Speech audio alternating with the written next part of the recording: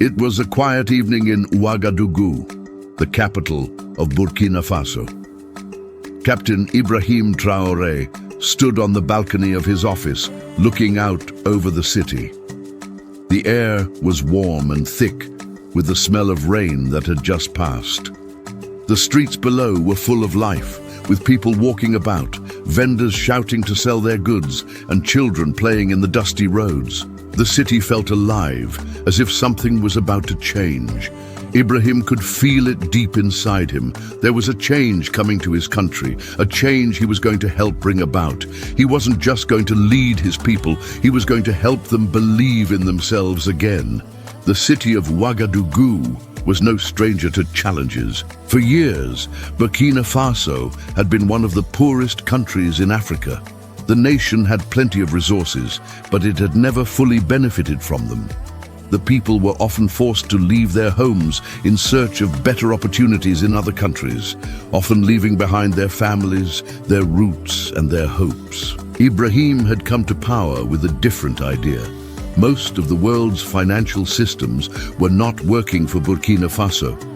Many people believed the only way to improve the country was to keep asking for help from other nations or the big financial organizations.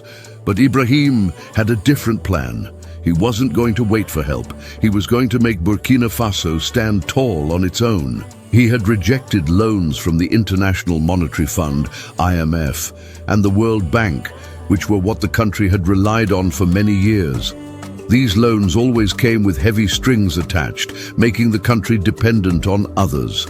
But Ibrahim believed that his country had enough to succeed without relying on foreign money. His idea was simple but powerful. Burkina Faso was rich in gold. It was the fourth largest gold producer in Africa, but most of the gold was leaving the country in its raw form, sold to foreign companies. Ibrahim's government wanted to change this. He wanted to keep more of the gold in Burkina Faso, refine it locally, and sell it with much higher value. This way, the country could make more money and use it to help its own people. The government also started building new roads, developing the cities, and starting new energy projects. These were not random ideas. They were carefully chosen to help build an economy that could support local businesses and bring the people of Burkina Faso together. Ibrahim's most shocking idea, however, was his call for the country's wealthy citizens living abroad to come back home. He asked them to bring their skills, their experience, and their money with them. At first, this sounded like an impossible dream. Why would millionaires who had made their fortunes in other countries want to leave it all behind and come back to a country struggling to grow? But Ibrahim wasn't asking for just money, he was asking for people to return with a sense of purpose. He was asking them to come home to help build a future for the country, to create a legacy that would last for generations. Ibrahim's words caught the attention of many Burkinabe living abroad. These were people who had left their country many years ago in search of a better life. They had built businesses, made money, and seen the world, but something had always been missing. They had never truly felt like they belonged where they were. When Ibrahim called them back, it wasn't just about money. It was about pride. He spoke to them about their roots, about building something that was theirs, something that would give meaning to their lives. Many of them had never thought about returning, but Ibrahim's words touched them. They started to think about their homeland, their country, their people. Some of them decided it was time to come back, to invest in their own future and in the future of their country. In the villages of Burkina Faso, where life was simpler but no less hard, Ibrahim's message was also reaching the ears of the people. The villagers had lived through difficult times. They had seen their families struggle to survive, seen young people leave for the cities or other countries in search of a better life. But now, there was a glimmer of hope.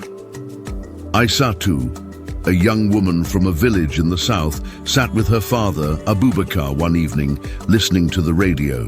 The news was full of talk about Ibrahim's call for people to return. Aissatou wasn't sure what to believe.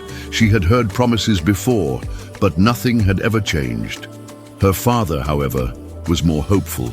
"Do you think it's true, father?" Aissatou asked, looking at her father with wide eyes.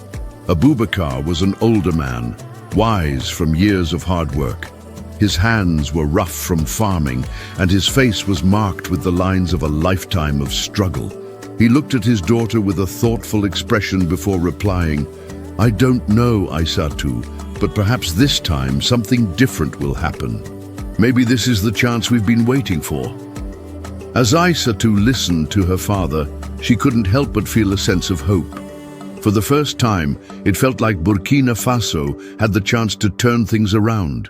She didn't know how or when, but the idea that her country could stand on its own feet was a dream she wanted to believe in. Back in Ouagadougou, Ibrahim's government continued to work on the plans he had set in motion.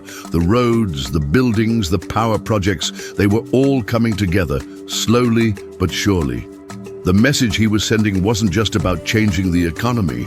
It was about changing the way people saw their country and themselves. Ibrahim wanted his people to feel proud of where they came from and to know that their homeland had the potential to succeed. But there were still many challenges ahead. Not everyone agreed with Ibrahim's plan. Some people thought he was taking too big a risk. Others believed that the country wasn't ready for such big changes. There were many forces in the world that didn't want Burkina Faso to break free from its dependence on foreign aid. But Ibrahim wasn't afraid. He knew that this was the right path, and he was determined to see it through. The real test came when the first millionaire returned. It wasn't a big announcement, it wasn't a parade or a celebration. It was just one man stepping off a plane, carrying with him not just his wealth, but his hope for a new future. Ibrahim was there to meet him at the airport, and as the man stepped onto the tarmac, Ibrahim felt something stir inside him. This was the beginning of something big. "I'm home," the man said, smiling as he looked around. Ibrahim smiled too, but his heart was full. This was just the first of many. Ibrahim knew that change wouldn't happen overnight, but it was happening. Burkina Faso was finally on the path to becoming something greater than it had ever been before. And in the villages, in the cities, and in the hearts of the people, a new sense of hope was rising. The people of Burkina Faso, once forgotten and overlooked, were starting to believe in themselves again. Ibrahim's call had sparked something deep inside them. They didn't just want to survive anymore, they wanted to thrive. And together, they would build a new future, one brick at a time.